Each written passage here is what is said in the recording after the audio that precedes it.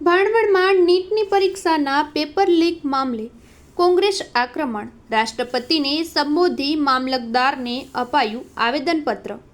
દેવભૂમિ દ્વારકા જિલ્લાના ભાણવડમાં આજે NEET UG 2026ની પરીક્ષામાં થયેલી ગેરરીતિ અને વારંવાર પેપર ફૂટવાની ઘટનાઓ સામે ભારે રોષ જોવા મળ્યો હતો। ભાણવડ તાલુકા અને શહેર કોંગ્રેસ સમિતિ દ્વારા આ મુદ્દે કેન્દ્ર સરકારની નિષ્ફળતા ગણાવી મહામહિમ રાષ્ટ્રપતિશ્રીને સંબોધતું એક આવેદનપત્ર સ્થાનિક મામલતદારને સુપ્રત કરવામાં આવ્યું હતું। આવેદનપત્રમાં જણાવ્યા અનુસાર નીટ યુજી 2026નું પેપર 7મી વખત ફૂટતા દેશના અંદાજે 23 લાખ વિદ્યાર્થીઓનું ભવિષ્ય જોખમાયું છે।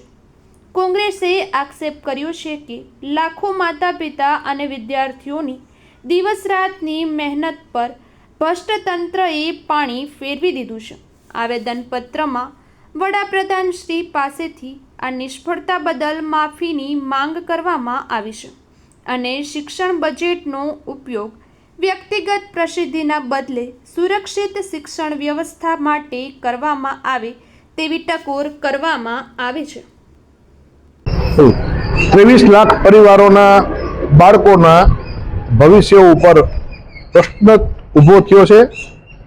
7મી વખત આ પેપર ફૂટ્યું છે અને આ પેપરથી આખા દેશના વિદ્યાર્થીઓને પરીક્ષા પ્રત્યે એકદમ નફરત થઈ જાય એવું વાતાવરણ ઊભું થયું છે। આજે કોંગ્રેસ પક્ષે મહામહિમ રાષ્ટ્રપતિ મહોદયને એક અમૂલ્ય અને સરસ સલાહ આપી છે કે આ દેશમાં 2 વડાપ્રધાનની જરૂર છે। એક વડાપ્રધાન નરેન્દ્રભાઈ છે એ ભાષણ કર્યા રાખે, જે ચૂંટણીની સભાઓ કર્યા રાખે, જ્યાં ધારાસભ્ય ફોરવાના છે એ બધું ધંધો કર્યા રાખે, અને એક વડાપ્રધાન છે એ દિલ્હીમાં બેસી અને ચોખ્ખે ચોખ્ખો વહીવટ કર્યા રાખે તો આ દેશનું ભલું થાય એમ છે। એટલે આ સલાહ અમે આજે રાષ્ટ્રપતિ મહોદયને આપી છે। નહીંતર આવા બનાવો બનતા રહેશે। પેપર સતત ફૂટે છે, રોજે રોજ ફૂટે છે, કોઈ કહેવાવાળું નથી, કોઈ કરવાવાળું નથી।